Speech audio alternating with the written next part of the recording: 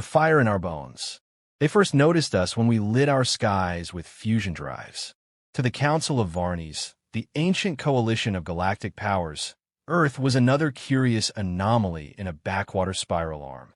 Our species had only recently breached the gravity well of our world. We were loud, fast, and unpredictable, a civilization built on contradiction. But curiosity is currency in the stagnant halls of the Council, and so they watched us. What they saw troubled them. In less than a century, humans had gone from warring over oil to terraforming moons. We bent machines to our will, leapt across the void with ships stitched from salvaged metal and stubborn willpower. We disagreed, we argued, we protested, and we changed. That frightened them most of all.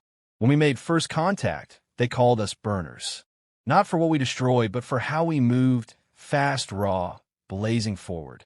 The Droll ambassador famously said, "Humans are stars wrapped in skin. They do not walk, they burn." We joined the council reluctantly. Earth's representatives had reservations, but saw opportunity. Knowledge, trade, peace. We sent diplomats, engineers, and aid workers. We shared our medicine and took their physics. We brokered deals and offered open-source AI systems that elevated communication and logistics across dozens of worlds. We believed we were building something better, together. But progress has enemies. The council was old. Its members had long forgotten how to dream. Their strength came not from evolution, but preservation. Their laws were millennia old, carved in crystal tablets, revered as scripture. For them, power was a pyramid, not a circle. Each level knew its place. Humans never stayed in place. It began quietly. A relief mission to Caraval, a council-aligned world suffering from systemic famine. The council authorized food dispersal through local nobility, who hoarded it to maintain control. When Earth's fleet arrived, our commanders ignored protocol. They dropped supplies directly to the surface. Humans landed in fire zones, administered medicine to plague districts, and built water purifiers in unauthorized zones. In 2 weeks, millions were fed. In 3, the old regime was on the verge of collapse. The council summoned Earth's ambassador. They spoke of sovereignty violations, destabilization, and cultural disrespect. He replied, "We saw starving children." That moment split the galaxy. For the first time in living memory, species under the council's boot saw a glimpse of something else. Not just survival, but dignity. They saw humans, flawed and fierce, standing in the rubble, saying this can be better. The response was swift. Trade sanctions were levied. Human tech was labeled disruptive. Earth's interstellar banking systems were penalized. Media outlets across council space accused humanity of imperialist aggression, of spreading unrest. Some of it was true. Humans have become missionaries of progress, and progress is messy. But beneath it all was fear, the fear that the young species might actually succeed. We kept going. When the council hesitated to send aid to dying moons, we went anyway. When their bureaucrats stalled, our AIs optimized. When diplomacy failed, our people still listened. And when they locked their doors, we built new ones. It wasn't hubris. It was hope. Humanity hadn't come to the stars to rule. We came because we believed they could be more. The galaxy began to change in small ways. A merchant caste on Velthary demanded voting rights after watching Earth documentaries. Refugees on Jarnov began to self-organize using human educational programs. Entire generations of alien youth grew up quoting Terran philosophers and mimicking our music, our drive, our restlessness. That's when the whispers began that humanity was dangerous not for what it had, but for what it inspired. The council tried to contain us. They passed decrees. They staged sabotage. They propped up regimes we had helped topple. And yet we kept going, because we had something they didn't. Something they couldn't program, control, or silence. We had the fire in our bones, the rod in the core. They never tried to understand us, only to use us. By the time Earth had established a foothold in a dozen star systems, the Council had already begun to move against us. Quietly, strategically. Their first act wasn't war, but restriction. Trade licenses were revoked. Gateways we helped build were suddenly unsafe. Our humanitarian fleets were denied docking clearance in systems they once saved. The word spread. Humans overreach. A slanderous campaign seeped through the galaxy's information streams. Council media networks played endless footage of Terran protests, riots, and wars from our past, stripped of context, edited for fear. Our compassion became chaos. Our idealism was painted as invasion. The narrative was elegant and effective. Humans disrupt, humans divide, humans destroy. But we still believed we could fix it. The Novar Accords were our proof. Two civilizations, the Savari and the Kinth, had been at war for over a century. Their planets reduced to toxic glass, their children raised with war songs as lullabies. It was a conflict the Council profited from: weapons, reconstruction, political leverage. And yet, we stepped in. Earth's diplomats worked tirelessly, not with dictates, but with empathy. They learned the languages, ate the food, lived among both peoples. They didn't act superior, they listened. And after 4 years of exhausting negotiation, we achieved the impossible. Peace. The Novar Accord were signed on a neutral platform orbiting a dead sun, witnessed by over 30 species. It should have been a turning point. Instead, it became a warning. Barely a month later, a Kent warlord violated the treaty, bombing a key agricultural hub. Council forces responded, not to defend the civilians, but to retake territory. Then came the leak. The Council had armed the warlord, funded him, fed the flames we'd tried to douse. Our envoys protested. Our allies gathered evidence. It didn't matter.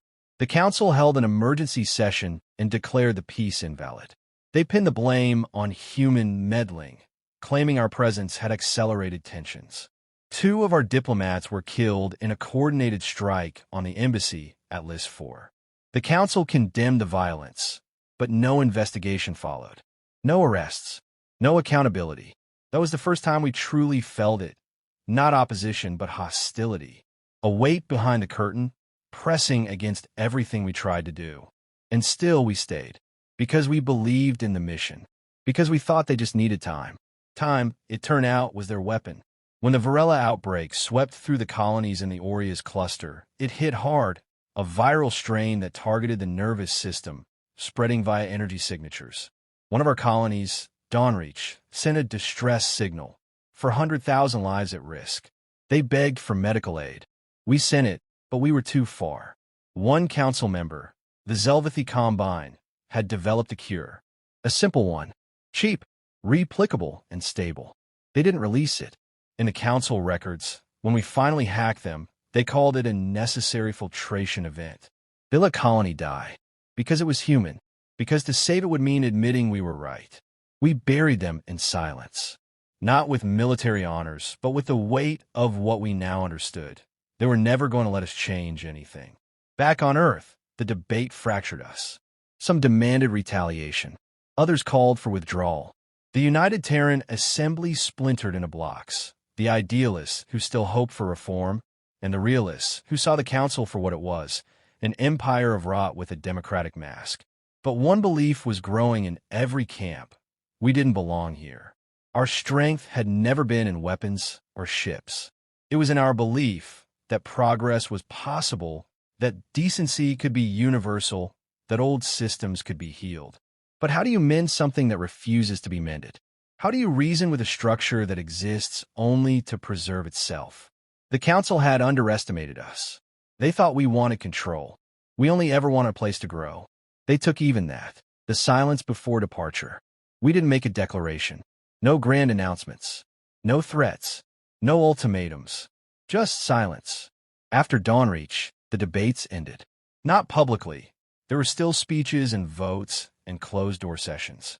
But in the hearts of those who mattered, the decision had already been made. We weren't going to fight the Council anymore.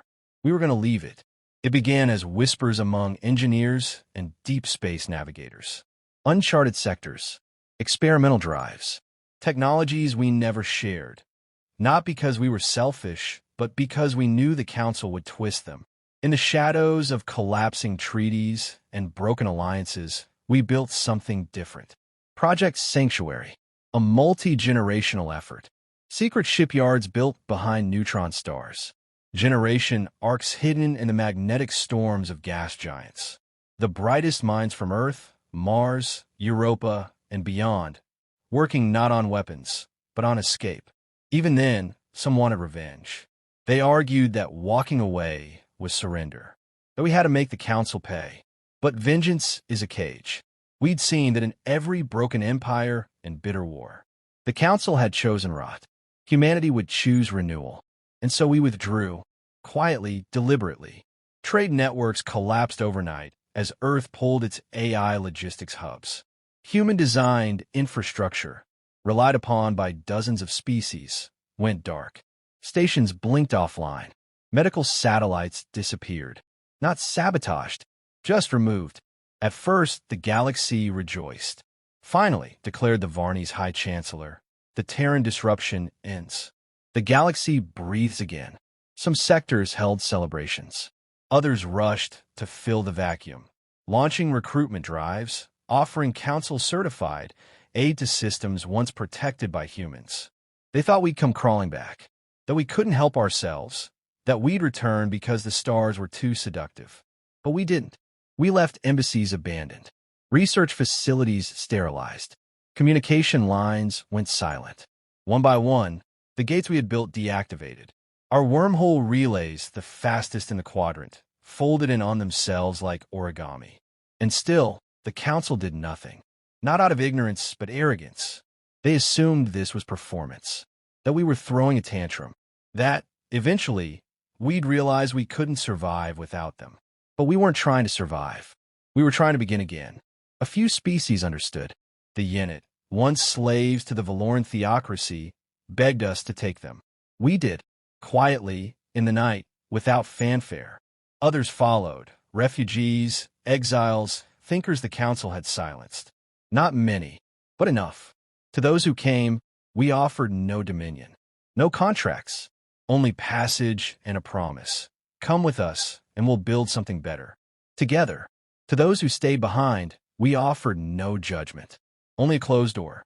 And then came the last contact, a message broadcast, not from Earth, but from the edge of mapped space. A signal in every language, human and alien. We are leaving, not in hate, but in hope. The galaxy has chosen what it is. So have we. It was not dramatic, not angry, just final. The council ignored it. Publicly, they declared the message a forgery. Internally, they dismissed it as empty rhetoric. They still believed we were bluffing, that we'd return, that the humans, those wild-hearted idealists, could never walk away from the stars. They never understood. It was never the stars we loved. It was what we could become among them. We turned Sol into a fortress of silence. No signals escaped the heliosphere. The jump gates leading inward collapsed one by one. The last functioning relay station near Alpha Centauri recorded its final transmission 2 months later. Gate closure confirmed. Earth has gone dark. And still, no war. No last confrontation. No blaze of glory. Just a quiet, unshakable decision. We didn't leave out of spite. We left because we were done trying to fix what would rather decay. Because we finally understood the galaxy didn't want change. It wanted obedience. And humanity was never made to kneel, the echo of our absence. It took them a decade to notice the silence. At first, the council spun the narrative. The Terrans are isolating, recalibrating. They'll return. They always return. But as the years passed and the stars grew colder, even their own began to doubt.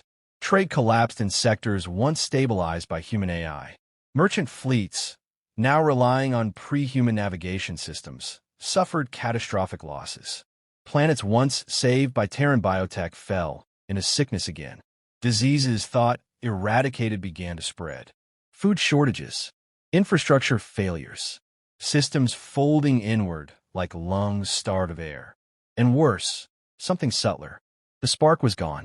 The cultural dynamism humans brought, the arts, the exchanges, the tireless drive for improvement, all of it vanished.